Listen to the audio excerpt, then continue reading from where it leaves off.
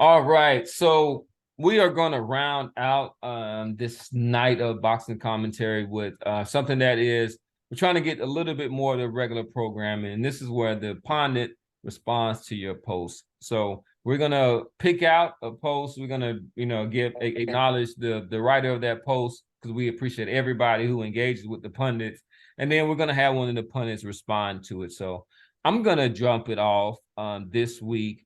And this is a response to the Mendoza upsets Tszyu fight that we put up there. And this was a question, just for clarification.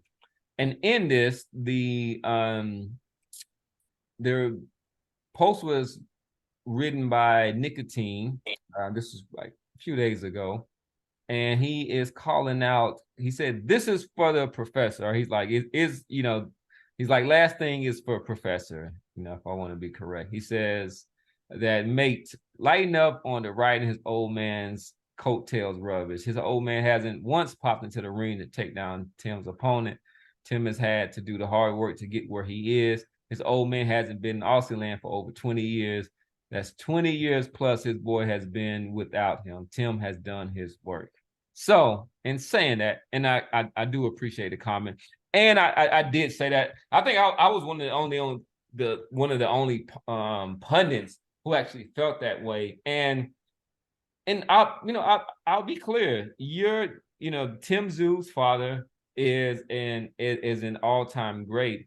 And there is an automatic bump that you get when it comes to the eyes that are on you, your potential for stardom, because of the work that your father has done. So Chris Eubanks Jr. is an example. He's a good fighter. He's not a great fighter, but he's probably one of the highest paid fighters within England, with only beating on like a certain level of opponent. I'm actually a fan of his, but compared to the work that his pop's done, senior, whatnot, it's really not in an argument in there. Conor Benn too. Yeah, and Conor Benn is an example. Ricky Hatton son is coming up, so we want to get them opportunity, but we also realize opportunity that they're gonna have eyes on them. They're gonna have opportunities that other fighters without that name wouldn't necessarily have outside of just their performance. But it is up to that fighter to be able to put in those performances. So another one that we talked about is Julio Cesar's Chavez Jr., who didn't live up, and then there was, but he became a star in boxing and was making $1 million from his fights because of his name. He was riding dad's coattails. He was firmly attached. Firmly attached to his father's exactly. Coattails. But I want to make it clear. I have become a fan of Tim Tszyu, which is one of the reasons that I would love to see him get into the ring with Jermell Charlo.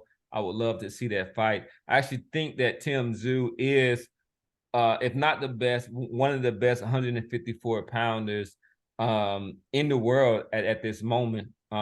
He's a hard worker and somebody who has been progressing and improving from every fight that I've seen. And I think he puts up a more than formidable opposition to Jermell Charlo's reign at 154 pounds. So while I will still say that there has something that has been gained from Tim Tszyu being the son of an Hall of Famer and all-time great, one of the best 140-pound fighters that we've ever seen, Kostya Tszyu, he has been somebody who has not allowed that to impact the way that he works, trying to improve himself, and he is not resting at all on the laurels of his father. And so with that said, I will ease up a little bit, but I'll acknowledge that Tim Tszyu has done his thing in that fact, and he's got a rabid following within Australia. So and finishing out Boston Jared. So did you agree with the statement? Did you feel that maybe, because Yeah, that's why I said something when you first said it. Yeah, you actually disagreed with me, and so I still feel that way. So I guess that I'm kind of sitting over here on this island on my own when it comes to Tszyu and the work that he's put in. Yeah. He's going to he's certainly working towards having a lot more mainstream appeal than his dad had. His dad was like, if you were a hardcore boxing fan, I didn't know. I knew who Costa Tszyu was, obviously, but I had other friends of mine who were casual boxing fans. They had no idea who Costa Tszyu was. Even after he knocked out Zab Judah and made Zab do that crazy fucking dance in the ring, they still didn't know what his name was. They just knew he was the white guy that knocked out Zab. Like, he's still, and Tim, to his credit, and this is something we didn't bring up in our Tim Tszyu segment, Tim has said that after that last fight, he's no longer fighting in Australia. He wants to only fight in the U.S. And I think that that is a decision that him, his father, and his team ultimately came to. I think his father, most good dads want the sons to be better, want them to exceed their greatness. So. All right. Okay, so and then we're gonna end this, and I'm gonna switch it up a little bit. I want to throw in. So with this, this is a comment in response to the headliner Canelo versus Jamal Charlo next, whether fans like it or not. So this is the brother of the defeated Charlo, Jamal Charlo against Canelo, and then one fan wrote, and this is from EP actually, and he stated that, as I pull it up, that, and this is about Andrade. So EP commented that Andrade is absolute cheeks, laugh my ass off. That dude has fought nobody and has some of the worst fights I've watched in recent years. Canelo would smoke Andrade, be for real. So this is his view on what that. So what and let's work it down in a week. Sorry about that. Yeah. So what say you, Boston Jared? Yeah, no, nobody believes that. The funny thing about that comment is that this guy's favorite, whatever the guy's name was, this guy's favorite EP, his favorite fighter doesn't believe that.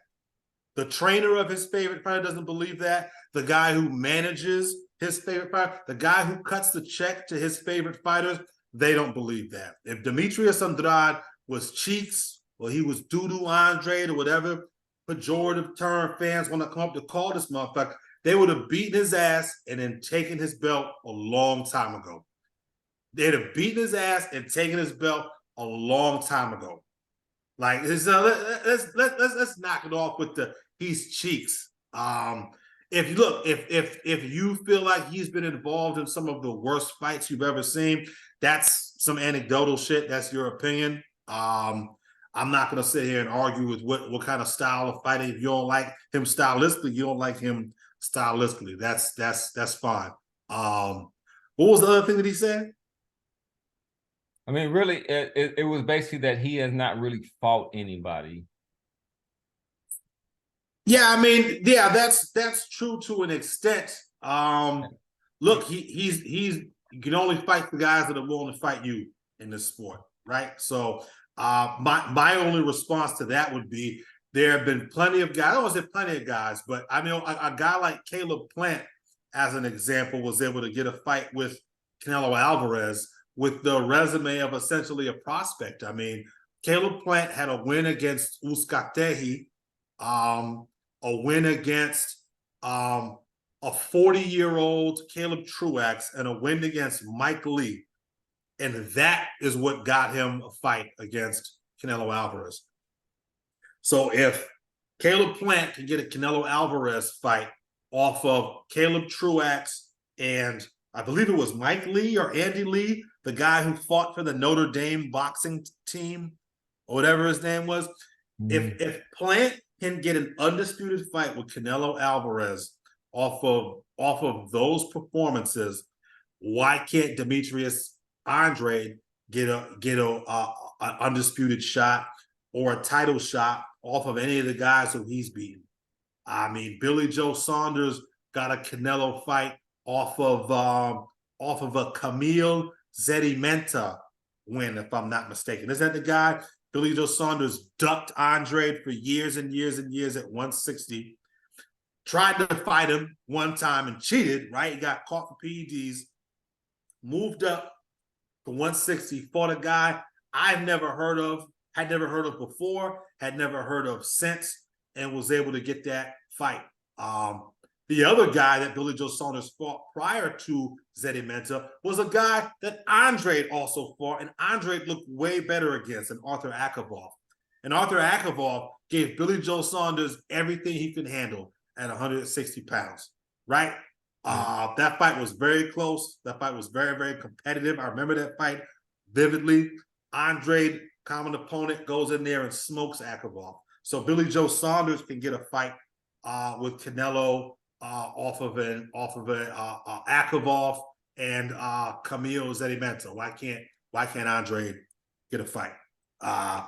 Callum Smith gets Andrade gets a Canelo fight off of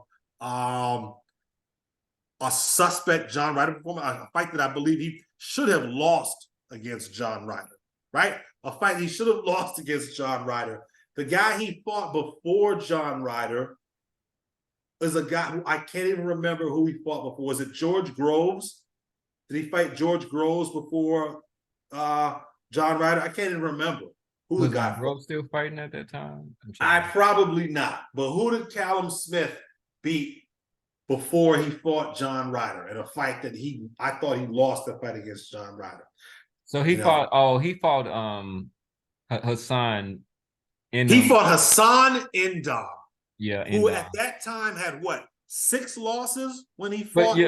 but you also right. So so he did defeat George Groves, but it was a year before that in 2018. Yeah, so Callum Smith gets a Canelo fight after beating Indom and after a suspect performance against John Ryder, right? But we've got issues with who Andrade has fought, right? He can't get a fight, right? But somehow or another, those other guys can get a fight. It's a bunch of bullshit. It's narrative spinning. It's part of the reason why the sport is in the state that it's in now. And it's these promoters take this business first approach to the sport.